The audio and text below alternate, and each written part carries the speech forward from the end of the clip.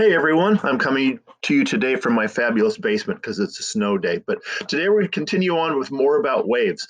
And we've gotten to the point now where we know enough about waves where we can start seeing things that are interesting rather than just laying the groundwork. So we're going into some more interesting things. We have one last concept to introduce, which is the concept of in phase versus out of phase. So we'll do that first. And that's a quick one that's pretty easy to understand, so it won't take long.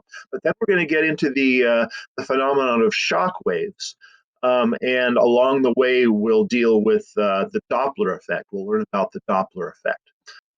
Okay, so first we're going to introduce the concept of in phase versus out of phase. And this is about whether two wave sources are helping each other um, to make bigger waves or whether they're canceling each other out to some degree. And a good way to introduce this is to show you a short video. So we're going to go back to the cats video here that you've seen before. You know what? I'm going to take this all the way back to the start so we can see it. Here we go. Okay, so here are the cats. You've seen these before. You've seen one of them before, but I do own two of them. And these are not particularly expensive, which means that they don't go at exactly the same rate. So as we watch these two cats waving at us in a hypnotic fashion, we'll see that sometimes their paws are waving together and sometimes they're not.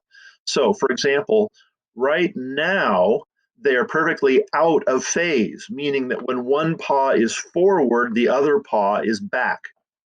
That's out of phase. Now they're coming into phase and now they're waving together. And when both paws are forward or both paws are backwards. And gradually they're going in phase and out of phase because they go different phases. So now they're out of phase again. And we'll watch them for a moment. And now they're coming back into phase. All right, so what this means is that when the two paws are in phase, if they were producing a train of waves like on a rope or in water or something like that, when the paws are in phase, they will produce constructive interference because crests will line up with crests and troughs will line up with troughs. So they have more extreme crests and deeper troughs.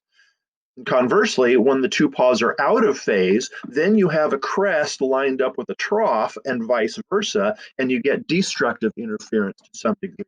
And when they're perfectly in phase, you get maximum constructive interference. And when they're perfectly out of phase, you get maximum destructive interference. Now, we've seen this also with the diagram that I showed you before that also showed up on the video of, remember, this is the one where you have the blue waves and the red waves moving in opposite directions. And they combine to create the standing wave, which is the black line. Now, if I pause this, I don't think I can pause this actually in the simulation. Yeah, that's how it is. So where the nodes are, that's where there's no motion in the standing wave. That's where you always have destructive interference. When one wave is positive, the other one is negative, and it's always by the same amount. So they cancel each other out perfectly. And another way to say this is that at the nodes, the two waves, the red wave and the blue wave, are perfectly out of phase. And at that point, they're always perfectly out of phase, not just slightly out of phase, but perfectly out of phase. Now, at the antinodes, as you know, that's where you have the maximum deflection in the wave. That's where you have constructive interference. And that's where the two waves, the blue wave and the red wave, that's where they are perfectly in phase with each other all the time. Okay. Now, with the standing wave, the waves are moving in opposite directions. So, sometimes they're in phase, sometimes they're not as they intersect. So it's actually a slightly more complex thing. But let's look at a simpler situation here. Now, imagine that we have a pond, okay? And the little red thing is a boat, and we're rocking the boat. So we're making waves that expand out in all directions from the boat. And for convenience, we're going to pretend that the waves only come from the exact bow of the boat, the pointy end of the boat that goes forward. So when the boat is not moving, but it's rocking a little bit so that it's making waves, the waves go out in concentric circles and they expand in all directions at a constant rate. Okay, but what if the boat starts moving? What if the boat starts moving? Okay, now every time it makes a new wave, the center of that new wave is slid forward a little bit. And I'm going to show you an animation of this so it makes a little more sense. But it goes kind of fast, so I want to basically um, try to give you a little background on it first. So in this case, the red boat is moving forward. And when it was at this point, it made a wave, which expanded and eventually got this big. And you notice this outer wave is centered on that point where the red boat is. And then the red boat moved forward a little bit and it made another wave, which started a little bit later, so it hasn't got as far. And that's this one here. And you notice that the second circle is centered where the boat is now, having moved forward. And every time the boat moves forward a little bit, it makes another wave. Um, and the waves that it makes produce concentric circles that expand out. Um, so in this case, the boat is moving slower than the waves that it produces. Okay, so the waves are getting kind of crowded together up here in front of the boat, and they're getting spread out more behind the boat. Now, what if we make the boat go actually the same speed as the waves? This is where in phase, out of phase starts to come into play. Okay, in this case, the waves are always coming from the bow of the boat, as always, but since the boat is going the same speed as the wave that is going forward never gets ahead of the boat. The boat keeps up with it just perfectly. And because all of those waves that it has ever made, they're all in phase with each other, all the crests of every wave lined up with every other crest that it's made, you get a big pile of water right in front of the boat. You have massive constructive interference and it starts making this big wave right in front of the boat. Now, those of you who've been out on boats, water skiing or for whatever other reason, have experienced this. When you start moving the boat forward, it goes faster and faster. You get to a point where the bow of the boat, the front of the boat starts to go up really steeply because there's a big pile of water in front of it. And this is the reason that there's a big pile of water in front of it. Now, if you go fast enough, then you start to ride on top of that. You climb up on top of that wave, and then you can start planing and going really, really fast. We'll get to that in just a moment. But this moment, when the boat is going the same speed as the wave, you have massive constructive interference right in front of the boat, which makes a big pile of water. Now, if the boat goes faster than the water, then it starts to leave the waves behind, and then you start to get this wake. And the wake is the it's the place where the front of the waves all line up perfectly. So this is a line here where you have constructive interference because every wave that it's made along this line is in, or they're all every wave it's made is in phase along this line. All the crests of every wave line up along this line, and it makes a more extreme wave in the water. Okay. Now, so I'm gonna show you the animation here, and we're gonna actually talk about Doppler effect and shock waves um, at this one after the other in the same video. Um, yeah, let's just go to it here. So back to the cats. Let's try this one. Here we go. All right, so this is showing an airplane which is flying along at lower than the speed of sound.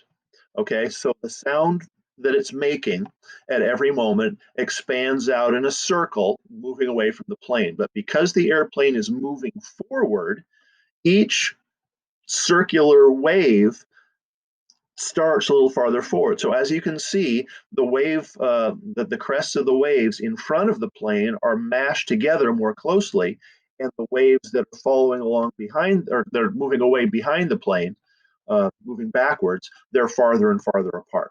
Okay, now this brings us to Doppler effect, right? Now, I guess one more piece of background that you need. Our ears have the ability to distinguish between different wave frequencies, different frequencies of sound. You probably know this. And high frequency sound has a higher pitch, and lower frequency sound has a lower pitch. Okay, now what does this have to do with the moving airplane? Well, these waves are pushed closer together. Even though the plane is making them at a certain rate, those waves reach us more often because the plane itself is coming toward us. Okay, the wavelength is squished.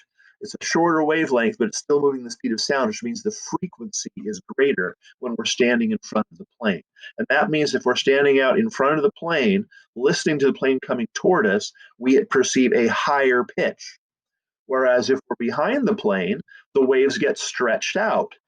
It's a lower frequency and it sounds lower to us. So this is why an ambulance or a siren, like an ambulance siren from an ambulance that's coming toward us or passes us on the street, changes pitch. It's that dee dee dee dee dee dee dee dee dee. The pitch drops as the ambulance goes by, because when it's coming toward us, the waves are pushed closer together. We perceive that as a higher pitch. And when the ambulance passes us, the wavelengths are farther apart. That's a lower frequency and that's a lower pitch. That's the Doppler effect. Okay, now moving along toward shock waves.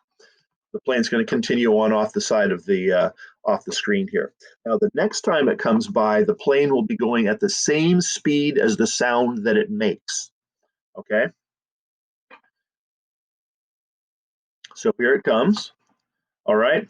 And as you can see, now all of the wave fronts are piled up right on the airplane. So that means that there's a region right here, right in front of the airplane, where the pressure is really, really high. The plane has hit the air really hard, because all of the sound that it's making is basically piled up in one place. All of those sound pulses that's created are in phase right in front of the plane. So they produce a gigantic crest, if you will, very high pressure. Now, think about it. If you're standing out in front of this plane, you do not hear the plane coming toward you because the plane's moving as fast as the sound. If you're standing behind the plane, it's a very, very deep, very low sound because it's going fast and the wavelengths are far apart. But in front, you don't hear the plane at all. Okay. Now, this place where all of the waves have piled up, reinforced, stacked up on each other, that is called a shock wave. That is called a shock wave because all the energy is concentrated at that one point. Now, in the third animation, the plane is going faster than sound. So it's running away from the sound that it makes. And as you can see, the circles are kind of spreading out behind it. Okay. So now that shock wave that was right on the note, right in front of the plane when it was going the speed of sound, now that shock wave is stretched out and it goes along the front at an angle here. Right along this line, you have crests from every sound that the plane ever made. So that shock wave is along this line right here. Now, if you're standing here where my cursor is, the plane has gone by you, okay, but you still can't hear the sound because the sound hasn't reached you yet. You see the plane go by, but it's silent.